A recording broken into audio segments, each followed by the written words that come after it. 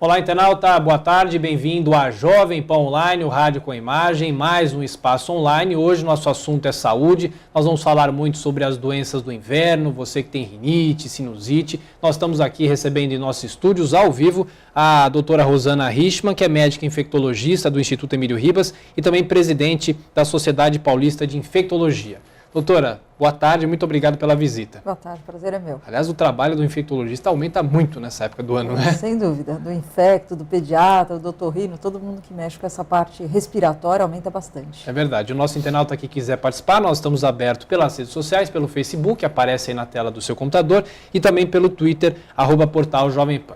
Doutora, antes da gente falar sobre essa questão das doenças do inverno, a gripe H1N1, eu preciso perguntar de um assunto que está na capa dos jornais, nós já falamos muito no Jornal da Manhã da Jovem Pan, inclusive, de hoje, sobre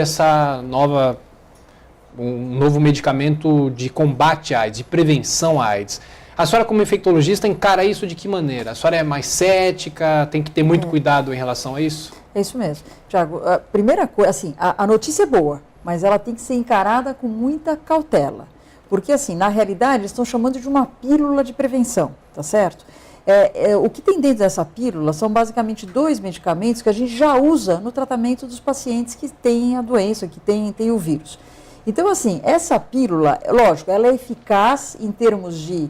a melhor indicação é quando você tem um casal, que um é soro positivo, é portador do vírus HIV, e o outro é negativo, não tem o vírus. E eles têm, obviamente, contato e relação. Então, existe o risco de um contaminar o outro?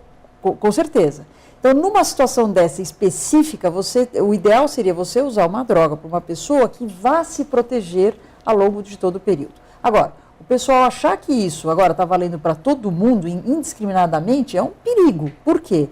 Esse medicamento, primeiro, não é barato. Segundo, tem efeito colateral, e efeito colateral às vezes bastante indesejável, tipo diarreia, vômito, mas também deixar os ossos mais fracos, osteoporose, problemas renais. Então, assim, não é de jeito nenhum, qualquer infectologista vai falar a mesma coisa, para o pessoal indiscriminadamente começar a usar essa medicação. Então, ela tem uma indicação específica, a notícia é boa, só que consulte o seu médico para ver quais as indicações que a gente deveria estar usando esse medicamento. Aqui no Brasil, doutora, a senhora acha que já há uma expectativa de chegar? A Anvisa chegou já a regulamentar, não sei se é esse o termo. O registro ela tem, a droga tem o registro, então ela pode ser comercializada. A gente imagina que uma vez que isso aconteceu, o FDA acabou de aprovar nos Estados Unidos, esse processo não deve ser tão demorado aqui para o nosso meio. Mas como eu te falei, tem um custo por trás disso, que não é para ser desprezado de jeito nenhum. E mais uma coisa interessante, Thiago, um dos medicamentos que estão dentro dessa pílula são 2 medicamentos. Um deles é bastante usado em tratamento de hepatite B, por exemplo. Então, você começa a usar indiscriminadamente essa droga, você acaba indiretamente prejudicando o tratamento de uma outra doença hoje que a gente depende muito dessas drogas. E então, essa droga já vinha sendo usada, né, doutora? Já, no tratamento de AIDS. São drogas que a gente já usa nos pacientes aqueles já infectados para controle da doença. Então, assim, insisto nisso, nós precisamos ter bastante cautela na indicação da droga. A droga é boa, ela tem o seu espaço, mas precisa ser vista com cautela. Tem que ter muito cuidado, obviamente, porque você tem também vários perfis de pessoas que podem contrair AIDS. Você tem a questão da AIDS na terceira idade, que é uma geração que não foi acostumada a usar o preservativo, né? Tem vários perfis, né, doutora? Até os grupos de risco, aliás, esse é um termo que normalmente não é mais usado, né? Já caiu meio por terra, porque praticamente todo mundo, né, que tem vida sexual hoje faz parte praticamente de um grupo de risco. Não só isso, tem as outras formas também de aquisição do HIV, mas você tocou num ponto que é extremamente importante, quer dizer, esta pílula de prevenção, em absoluto, não está no lugar do preservativo. Ou seja, ela não substitui o uso da camisinha. Então, isso é bastante importante que todo mundo ouça. Ela seria como uma coisa complementar, quer dizer, você mantém o uso do preservativo e, assim, mantém para quem usa, né? Porque a gente sabe também que a porcentagem, em especial de jovens, que simplesmente não acreditam mais na importância do uso do preservativo, e na teoria eles sabem e na prática acabam não aplicando.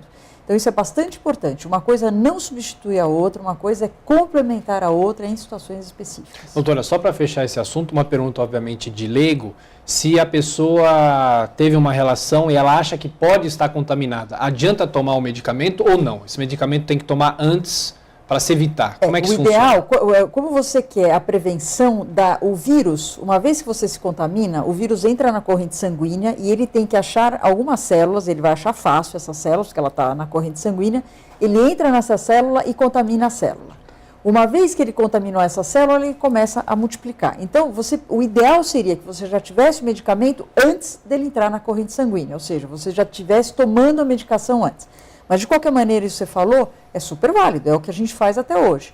Então, na situação de alguém que acha que pode ter se contaminado, ou, por exemplo, um estupro, é uma situação real, quer dizer, é um sexo com violência, etc. Há um risco de transmissão? Sim. O que a gente faz? A gente prescreve medicações exatamente para evitar. Então, o uso pós-exposição, é assim que a gente chama esse nome, né? Você foi exposto ao vírus e depois você começa com a medicação, é extremamente usado no dia a dia e essa medicação vem como uma medicação a mais.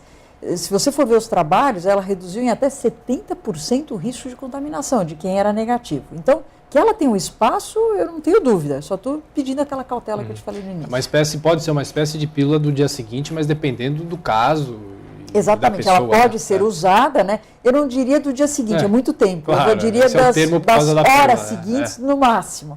Isso é uma emergência, mas isso é bom que as pessoas saibam.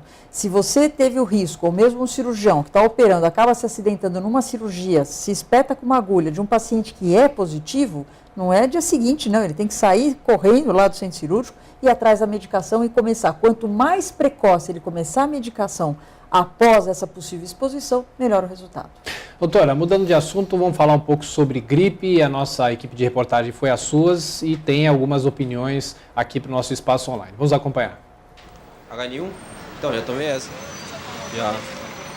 Tô com medo de pegar gripe. Vírus, né? Aí tomei ela só. Eu sou diabética, né? Eu tomo normalmente em posto de saúde e a própria empresa aplica nos funcionários. Isso aí já é de conhecimento, né? Porque assim, a gripe no geral assim, ela é proliferada quando no frio, por causa do o pessoal se abafa, né? Fica tudo fechado, o busão. Ainda bem que eu sou motoboy, né? Fico aí no ar livre. Então eu tô menos propício a pegar uma gripe aí. Doutora, algumas considerações. Primeiro, a gripe H1N1 e também a gripe comum, né? As pessoas às vezes misturam um pouco. É isso. Então, a primeira coisa que é importante, todo ano, nesta época do ano, existe uma que a gente chama de sazonalidade, ou seja, o aumento da circulação dos vírus numa certa época do ano, aumenta a circulação de influenza. A influenza é o nome do vírus da gripe, tá? Influenza você pode ter tanto o H1N1, que é sinônimo de gripe suína, que é sinônimo de que a gente tem falado hoje de gripe A. Então, tudo nós estamos falando do mesmo vírus, o vírus influenza, especificamente o H1N1. E tem os sazonais, aqueles que todo ano eles circulam também. O que aconteceu agora recente, Tiago, e está todo mundo atrás da vacina, é que o H1N1 voltou a ter casos e mortes, né? Se você for lembrar, em 2009, nós tivemos aquela pandemia horrorosa. Nós, como infectologistas, eu nunca vi tanto jovem morrer de gripe, e morria mesmo. Foi uma coisa impressionante para nós que lidamos com essa doença na época. 2010, felizmente, todo mundo se vacinou, não aconteceu praticamente nada. 2011, poucos casos. E como não se falou mais no assunto, a população deixou de estar vacinada, deixou de se proteger. Então, 2012, o que a gente está vendo? Um aumento do número de casos de novo. E casos, muitas vezes, com desfecho fatal, né? Com morte. Então, assim, quando eles falam, tomei a vacina de H1N1, é importante vocês saberem que não é só H1N1 que você está tomando este ano. Este ano, seja na rede pública, seja na rede privada, ou seja, nos postos ou nas clínicas privadas, é a vacina trivalente, é H1N1 com mais 2 tipos de vírus de influenza sazonal. Então, todo mundo que está sendo vacinado esse ano é, com certeza, H1N1 e também os outros 2 tipos de vírus que também circulam na mesma época. Pegando o gancho da entrevista, que ela fala, eu sou diabética, eu vou no posto todo ano. Perfeito. Porque na rede pública existem alguns grupos, e daí sim podemos chamar de grupo de risco, de maior risco para aquisição. Não é nem de aquisição de influenza, mas uma vez adquirida de ter doença mais grave. A aquisição de influenza você pode, eu posso como profissional da saúde. Só que tem alguma população que tem o risco de ter doenças mais graves e acabar necessitando de hospitalização e às vezes até mais complicações. O diabético é um deles. Então, todo ano na rede pública é oferecida gratuitamente a vacina para estes grupos de maior risco. As crianças de 6 meses até 2 anos, A população acima de 60 anos, em especial acima de 65 anos, que é uma população de maior risco, nós profissionais da saúde, eu não posso espalhar o vírus para os meus pacientes, porque se alguém está dentro do hospital é porque tem algum motivo de estar lá. Então não podemos nós, profissionais da saúde, disseminar esse vírus.